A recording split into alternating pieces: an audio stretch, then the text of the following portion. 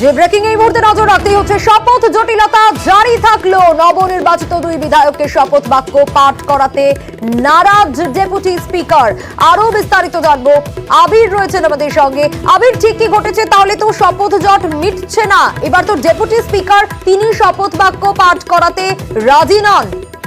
প্রথমত তিনি যেটা জানিয়েছেন যে রাজভবনের তরফ থেকে তাকেই শপথ বাক্য পাঠ করাতে হবে এমন কোনো চিঠি বা বার্তা তিনি এখনো পর্যন্ত হাতে পাননি।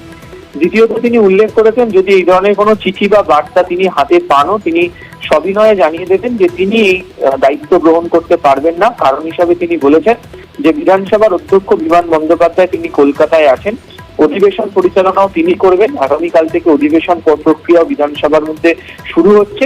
সেক্ষেত্রে দাঁড়িয়ে বিধানসভার অধ্যক্ষ উপস্থিত থাকাকালীন তিনি উপাধ্যক্ষ বা ডেপুটি স্পিকার হিসাবে শপথ বাক্য পাঠ করাতে পারেন না।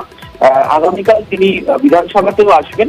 যদি বিধানসভা সচিবালয় তার সম্পর্কে রাজভবনের তরফ থেকে কোনো চিঠি এসে থাকে তাহলে তিনি সেই চিঠি দেখে পাল্টা উত্তর তিনি রাজভবনকে জানিয়ে দেবেন।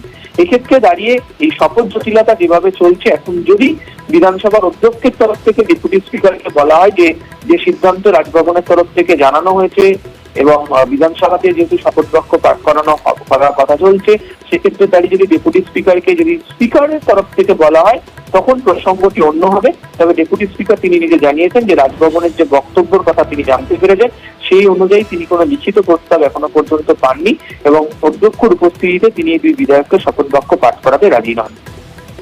বেশ।